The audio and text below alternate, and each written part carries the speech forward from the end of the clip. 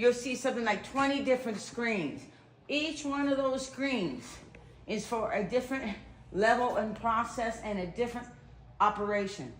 For seeds, for grain, for beans, all that. And then you get this machine going, and it gets going, and then it cleans it, okay?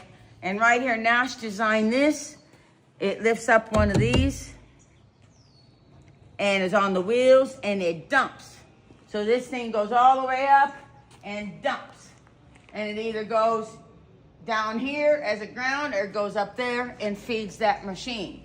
This hard red wheat can only be raised around the 48 parallel and north. And it's the only climate that raises this wheat. And that is the wheat that is used in bread, okay? So when we put a tariff on it coming in from Canada at 25%, that's a problem because we import 95% of our hard wheat for breads into the United States from farmers in Canada, okay? This is soft white right here. It's worth really nothing in my book, but everybody wants it. That's what you make your sweet rolls out of and all that stuff. But everybody in the United States can grow soft white. Anywhere from Tennessee on up, Kansas, Iowa, Ohio can do soft white. But you have to be north and cold to do hard stuff. And then over here, then what we have, everything's coded on these boxes, okay, guys? David's organizing. Come, we're getting grain. We're like right here, we're trying to move out our buckwheat. We got buckwheat in Windsor right here.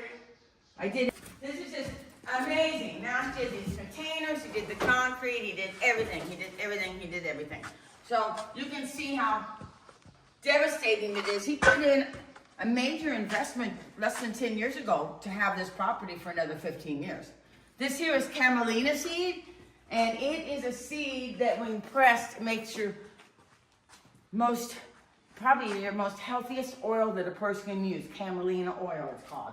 We would sell that for something like $25 for a little 12-ounce bottle. Each container is 2,000 pounds.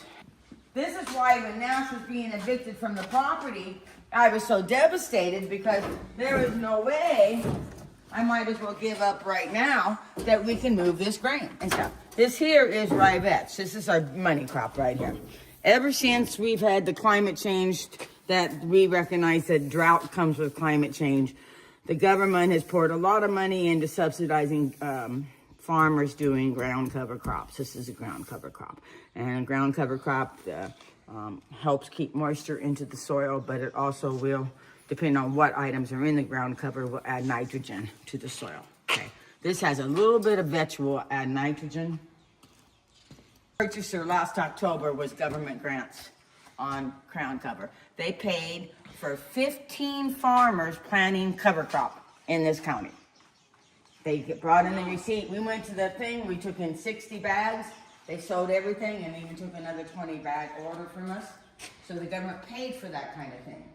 So it helped the farmer. But this is, anyhow, the University of Washington helped him.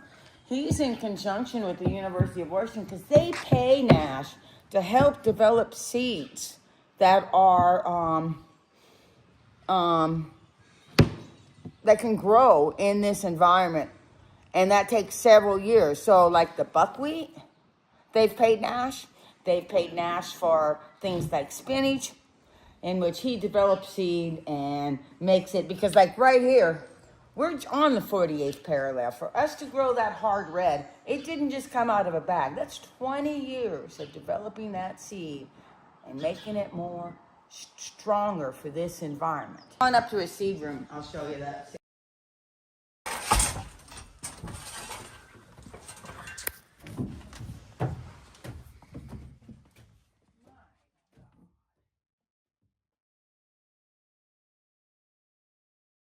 Nash's inventory of grain seeds that he helped develop. So he has all these different kinds, as you see, spinach from 2009, green kale. He has records on every one of these.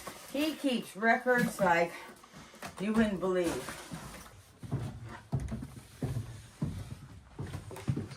So this farm was built over 100 years ago. Oh, wow. And the concept of can work. Keep in mind, 100 years ago, we did not have chainsaws.